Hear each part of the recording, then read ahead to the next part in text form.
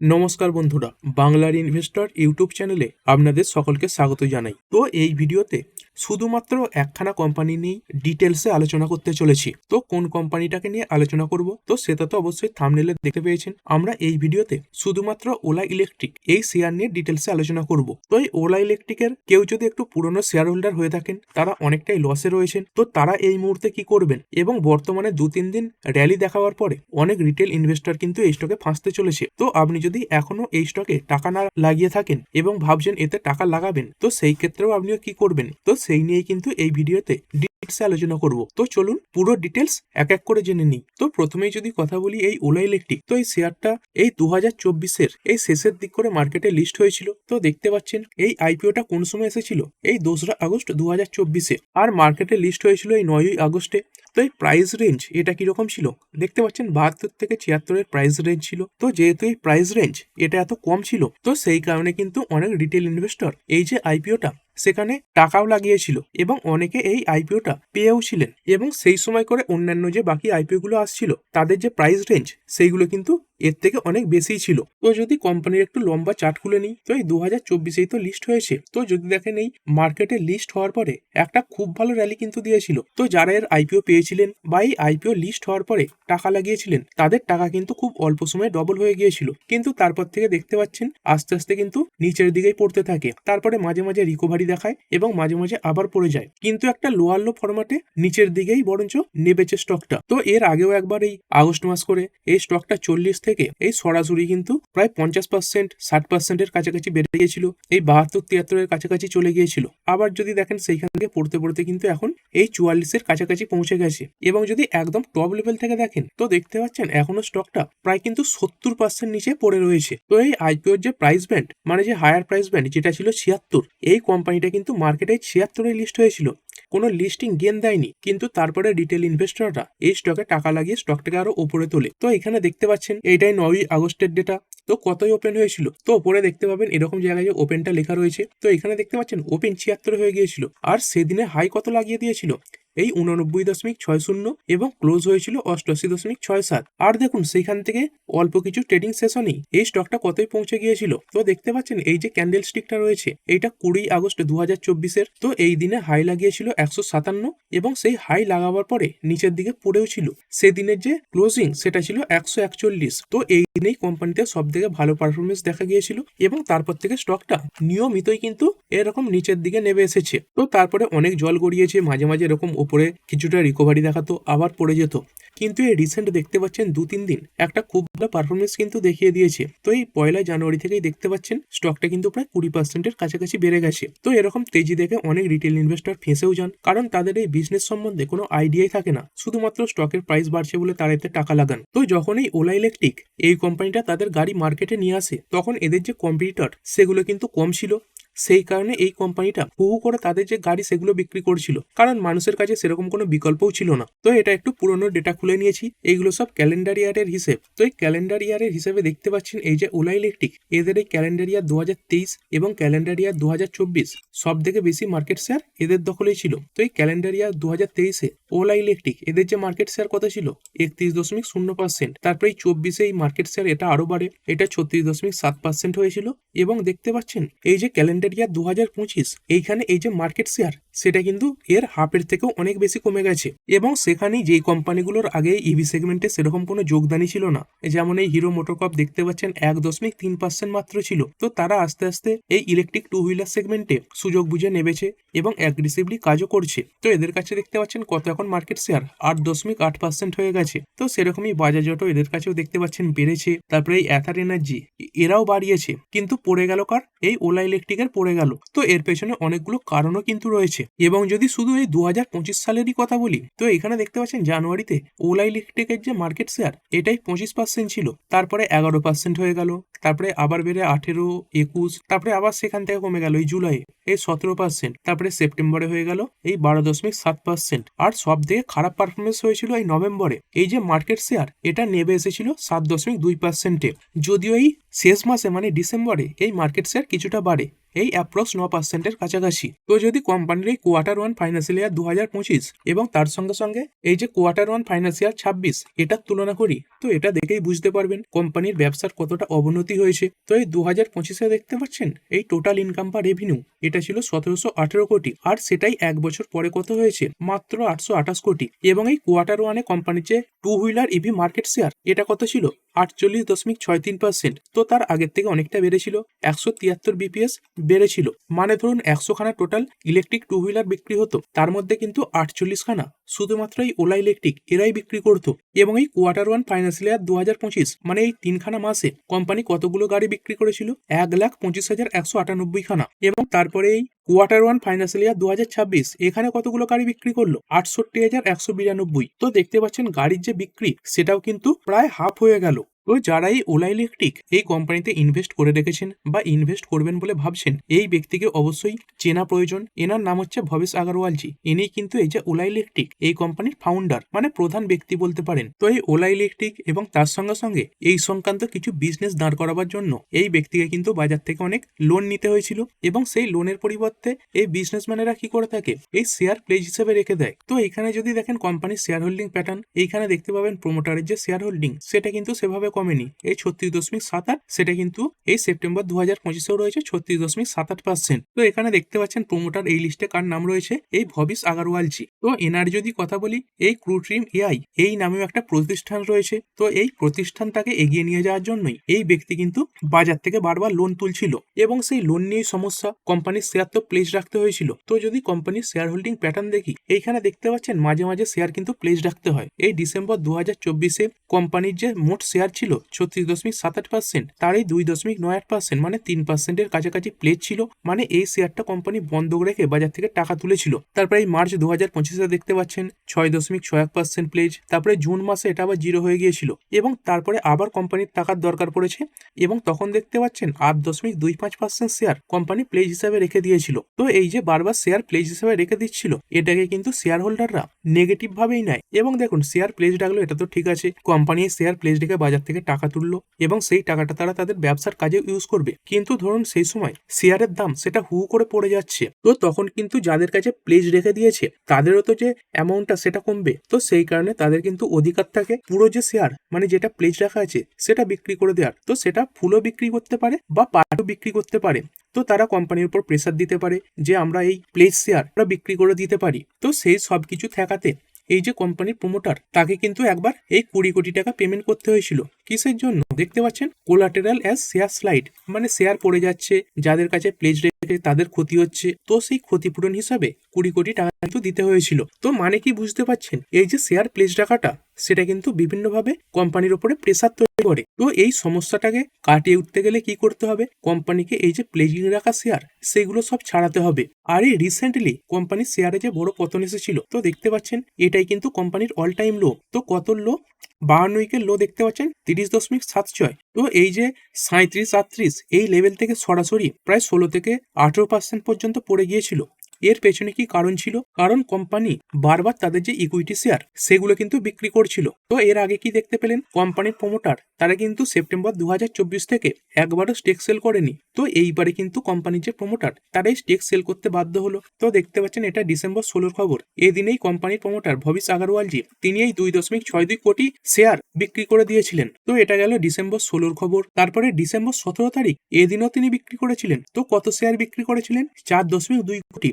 তো শুধুমাত্র এই দুদিন বিক্রি করে তিনি থেমে থাকেননি। তার পরের দিনেরও যদি কথা বলি, এই ডিসেম্বরের 18 তারিখে এদিনেও তিনি এই 2.83 কোটি শেয়ার বিক্রি করে দিয়েছিলেন এই 90 কোটি টাকাতে। তো টানা 3 দিন তিনি কিন্তু এই শেয়ার বিক্রি করে গেলেন। তো যদি এই বিক্রির ফুল ডেটা দেখি, তো দেখতে পাচ্ছেন ডিসেম্বর এই 16 তারিখে 2.62 কোটি শেয়ার এই 34 টাকা 99 পয়সা এই দামে বিক্রি করা হয়েছিল। তো টোটাল কত টাকা তুলেছিলেন, এই 92 কোটি টাকা।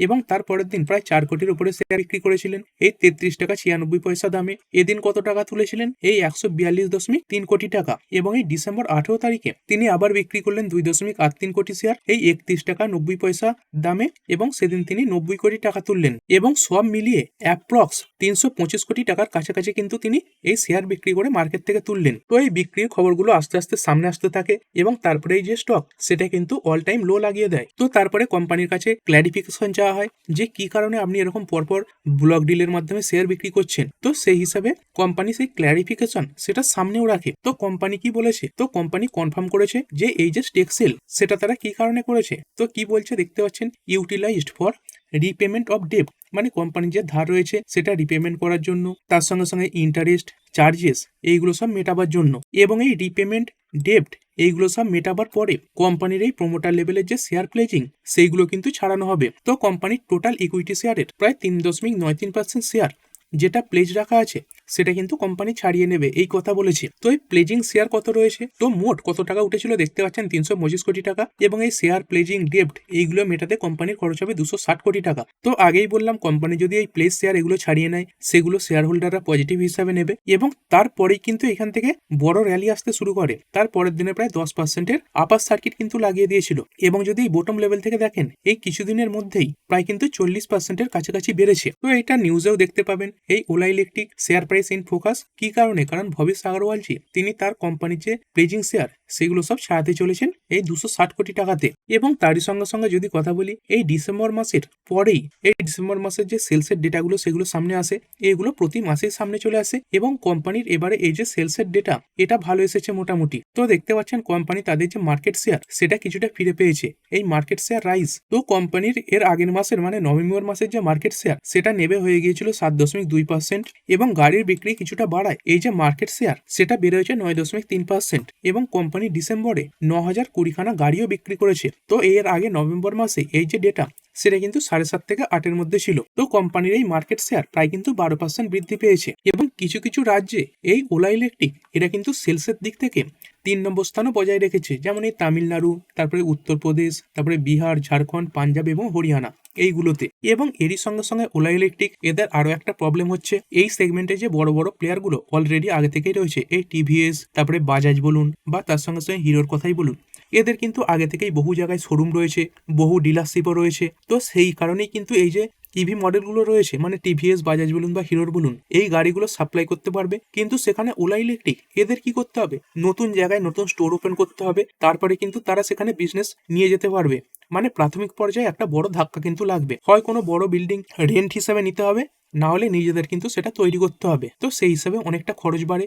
তবে কোম্পানি কিন্তু তাদের যে স্টোর সেটা বাড়াবার দিকেও মন দিয়েছে। তো এই 2025-এর শেষেই কোম্পানি কিন্তু নতুন 4,000খানা স্টোর এই ন্যাশন ওয়াইড অ্যাডও করে ফেলেছে, এবং তার সঙ্গে সঙ্গে কোম্পানি আরো স্টোর কিন্তু অ্যাড করতে চলেছে। এবং তার সঙ্গে সঙ্গে যদি কথা বলি, কোম্পানির আফটার সেল সার্ভিস সেটা কিন্তু খুবই জঘন্য ছিল। তো বহু ছবিও আপনি সোশ্যাল মিডিয়ায় দেখে থাকবেন। তো এই ধরনের ছবি কিন্তু দেখতে পাওয়া যায়। তো লাইনের পর লাইন এরকম গাড়ি দাঁড়িয়ে থাকতো, আর যে 2-3 দিনে রিপেয়ার করে দিয়ে দিত সেরকমটা নয়, মাসের পর মাস কিন্তু এরকম গাড়ি সার্ভিসিং এর জন্য পড়ে থাকতো। এটা শুধু এক জায়গার ছবি নয়, এরকম বহু ছবি আপনারা দেখতে পেয়ে যাবেন। তো দেখতে পাচ্ছেন কত গাড়ি লাইনের পর লাইন কিন্তু দাঁড়িয়ে রয়েছে। তো সবই কিন্তু সার্ভিসিং এর জন্য এসেছে। এবং এই সার্ভিসিং এ বিরক্ত হয়ে এমনও হয়েছে এক কাস্টমার তো কোম্পানির যে শোরুম সেখানে আগুনই লাগিয়ে দিয়েছিল। তো এরকম ইনসিডেন্টও কিন্তু হয়েছে। তো তিনি মোটামুটি 20 দিন আগেই এই যে ওলা ইলেকট্রিক সেই গাড়ি নিয়েছিলেন, এবং তারপর থেকেই বিভিন্ন প্রবলেম শুরু হয়, যদিও পরে পুলিশ তাকে অ্যারেস্ট করে। তো এই যে ভিডিও সেটা কিন্তু আপনি বিভিন্ন সোশ্যাল মিডিয়ায় এখন পেয়ে যাবেন। এবং এই জিনিসগুলোকে ট্যাকেল করার জন্য কোম্পানি রিসেন্টলি দেখতে পাচ্ছেন এই ডিসেম্বর 23-এরই খবর কি চালু করেছে, সেম ডে সার্ভিস ইনিশিয়েটিভ চালু করেছে উইথ হাইপার সার্ভিস সেন্টার। মানে একদিনের মধ্যেই তারা কিন্তু ওলা ইলেকট্রিকের যে গাড়ি সেটা সার্ভিস করে দিয়ে দেবে। মানে আফটার সেল সার্ভিস নিয়ে সেরকম বড় প্রবলেম হয়তো আর দেখা যাবে না। তো কোম্পানি এই দিক থেকেও নিজেদের কিন্তু আস্তে আস্তে উন্নত করছে। এবং তারই সঙ্গে সঙ্গে কোম্পানি তাদের যে পোর্টফোলিও মানে গাড়ির পরিমাণ সেটাও বাড়াতে চলেছে। আপনি এই ওলার গাড়ি কিনতে গেলে অনেক অপশানও কিন্তু পেয়ে যাবেন। তো রিসেন্টলি এই কোম্পানি রোডস্টার এক্স এই যে মডেলটা সেটা লঞ্চ করেছে, যেটা কিন্তু খুব তাড়াতাড়ি ডেলিভারির জন্য রেডি হয়ে যাবে। তো মোটামুটি এরকম রিপোর্ট সামনে আসছে এই জানুয়ারির 20 তারিখ থেকে কোম্পানির এই যে রোডস্টার এক্স প্লাস 9.1 এই গাড়ির ডেলিভারি এটা কিন্তু স্টার্ট হয়ে যাবে। তো এই গাড়ির বিক্রি হলে এইখান থেকেও কিন্তু কোম্পানির যে রেভিনিউ সেটা তৈরি হবে। এবং তারই সঙ্গে সঙ্গে কোম্পানি এই যে ইলেকট্রিক বাইক এটা বাদ দিয়ে আরো একটা নতুন ব্যবসার দিকে ঝুঁকেছে। তো সেটা কি ব্যবসা? দেখতে পাচ্ছেন নিউ হোম ব্যাটারি স্টোরেজ। তো ঘরের জন্য যে ব্যাটারি স্টোরেজ, তো যেটাকে ইউপিএস বলা হয়, এই ইনভার্টার ব্যাটারি বলা হয়, সেই দিকেও কিন্তু কোম্পানি তাদের যে ব্যবসা সেটা বাড়াতে চলেছে এবং কোম্পানি আশা করছে এইখান থেকে কিন্তু কোম্পানি একটা ভালো ইনকাম তৈরি করতে পারবে। তো এটাই সেই জিনিস দেখতে পাচ্ছেন ওলা শক্তি, এই যে ব্যাটারি স্টোরেজ, এটাই কিন্তু ওলা লঞ্চ করেছে। এবং যদি কোম্পানির যে কোনো একটা রেজাল্ট দেখি, দেখতে পাচ্ছেন কোম্পানির টোটাল ইনকাম এটা কত, এই 756 কোটি, আর সেখানে টোটাল এক্সপেন্সেস এটা কত 893 কোটি। মানে বর্তমানে লস মেকিং কোম্পানি রয়েছে, কারণ ইনকামের থেকে এই যে খরচা সেটা অনেক বেশি রয়েছে। তো কোম্পানির এই টোটাল ইনকাম এটা কোথা থেকে আসে, তো যদি সেগমেন্ট ওয়াইজ দেখি, দেখতে পাচ্ছেন এই যে অটোমোটিভ সেগমেন্ট, এইখান থেকেই বেশি রেভিনিউ আসে, এবং তারপরে সেল বা ব্যাটারি এইখান থেকেই 4 কোটির কাছাকাছি রেভিনিউ এই সেপ্টেম্বর 30-এর কোয়ার্টার এসেছিল। এবং তার সঙ্গে সঙ্গে তো দেখতেই পেলেন কোম্পানি একটা নতুন ব্যাটারি সেটা লঞ্চ করেছে, তো যার মধ্যে কোম্পানির এই 4680 ভারত সেল সেটা কিন্তু লাগানো রয়েছে। মানে কোম্পানির নিজস্ব ব্যাটারি দিয়েই এই যে গাড়ি সেটা কিন্তু তৈরি করছে। তো সেইখান থেকে কিন্তু কোম্পানির এই সেল সেগমেন্টের যে রেভিনিউ এটা বাড়তে পারে। তো দেখতে পাচ্ছেন কোম্পানি এই ইলেকট্রিক ভেহিকেলস এর পাশাপাশিও এই যে battery packs, motor, vehicle frame এইগুলো তৈরি করে। তো বর্তমানে মার্কেট ক্যাপ 20,000 কোটির কাছাকাছি রয়েছে। তো একটা মিড ক্যাপ টাইপের কোম্পানি। তো আরও এগুলো সব মাইনাসে দেখতে পাচ্ছেন, কারণ কোম্পানিটা বর্তমানে লসেই রয়েছে। তো ইপিএসও কিন্তু মাইনাসে রয়েছে। তারপরে যদি প্রফিট এবং লসের কথা বলি, তো কোম্পানির এই সেলসের তুলনায় এই যে এক্সপেন্সেস এটা বেশি থাকে, তো সেই কারণে কোম্পানির এই যে নেট প্রফিট এটা কিন্তু মাইনাসেই রয়েছে। তবে যদি দেখেন কোম্পানির সেলস এটাই মার্চ 2024-এ একবার টপে পৌঁছেছিল, তারপরে আস্তে আস্তে কমেছে। তো কোম্পানি নতুন অনেক মডেল লঞ্চ করছে। যদি এখান থেকে কোম্পানির সেলস বাড়ে এবং তার সঙ্গে সঙ্গে কোম্পানি খরচা কমাতে পারে, তাহলে কিন্তু এই ডেটাগুলো ইমপ্রুভ হবে। তো এই এক্সপেন্সেস কোথা থেকে হচ্ছে, কোম্পানিকে অনেক স্টোর বাড়াতে হচ্ছে, তার সঙ্গে সঙ্গে অনেক কিছু স্টক করেও রাখতে হচ্ছে। তো এই জায়গাগুলো থেকে এক্সপেন্সেস হচ্ছে। তো যখন কোম্পানির নেটওয়ার্ক অনেক বড় হয়ে যাবে, তখন কিন্তু এই যে স্টোর এক্সপেনশন তার গতি কমবে, তখন কিন্তু সেই দিক থেকে যে খরচা সেটা কমতে পারে। তারপরে শেয়ার হোল্ডিং প্যাটার্ন, প্রোমোটারের 36.78% রয়েছে। তো এই ডেটাটা পরের বারে সামান্য কমতে পারে, কারণ এবারে কোম্পানির প্রোমোটার কিছু স্টেক বিক্রি করলো। তো এই এফআইআই এদের কাছে স্টেক দেখতে পাচ্ছেন ওঠাপড়া করেছে 4.18%, তারপরে আবার প্রায় হাফ 2.11%, এবং বর্তমানে রয়েছে 3.24%। আর এই ডিআইআই এরা কিছু স্টেক বাড়িয়েছে এই লাস্ট কোয়ার্টারে 2.87% থেকে বাড়িয়ে করেছে 6.78%। আর পাবলিকের কাছে কেমন রয়েছে, তো মাঝখানে বেশি ছিল এবং তারপরে এই স্টক পড়ার পরে এই পাবলিকের কিন্তু কিছুটা সেলিং এসেছে। তো দেখতে পাচ্ছেন বর্তমানে রয়েছে 48.33%। কিন্তু নম্বর অফ শেয়ার হোল্ডার এটা কিন্তু বেড়েছে, দেখতে পাচ্ছেন এই 14 লাখ, তারপরে 15 লাখ, তারপরে আবার 16,72,000, তারপরে আবার 16,72,492, এবং এই সেপ্টেম্বর 2025 কোয়ার্টারে এটা কিন্তু এই 19 লাখের ওপরে পৌঁছে গেছে। মানে ছোট ছোট ইনভেস্টরদের পার্টিসিপেশন কিন্তু বাড়ছে। আর যদি কোম্পানির টেকনিক্যালের কথা বলি, তো টেকনিক্যাল যথেষ্ট স্ট্রংই মনে হচ্ছে। তো এইখান থেকে কিন্তু ওপরে যাওয়ার সম্ভাবনা রয়েছে। তো যদি এই ধারাটা বজায় থাকে, তাহলে ওপর দিকে 52 পর্যন্ত যাওয়ার কিন্তু পোটেন্সিয়াল রাখে, এবং সেই 52 এই লেভেলটাকে ভাঙতে পারলে কোম্পানি কিন্তু আস্তে আস্তে 58 এবং 60-এর দিকে পৌঁছে যাবে। আর নিচের দিকে যদি কথা বলি স্টপ লস, এটা কিন্তু অনেকটা নিচেই দাঁড়াচ্ছে। তো মোটামুটি 37-এর স্টপ লস রেখে এগিয়ে যেতে পারেন। তবে কোম্পানিতে যে এত তেজি আসছে, অনেক শেয়ার কিন্তু মানুষ হোল্ড করেও রাখছে। তো এখানে দেখতে পাচ্ছেন আজকের দিনেরই যদি কথা বলি, এই ডেলিভারেবল বা ট্রেডেড কোয়ান্টিটি এটা কত রয়েছে, এই 20%-এর কাছাকাছি। মানে সবাই কিন্তু কিনেই বেচে দিচ্ছে না, পোর্টফোলিওতেও ধরে রাখছে। আর আপনি যদি লং টার্মের জন্য ভাবেন, তাহলে কি করবেন দেখুন, আপনি যদি এক্সিস্টিং শেয়ার হোল্ডার হয়ে থাকেন, মানে একটু পুরনো শেয়ার হোল্ডার হয়ে থাকেন,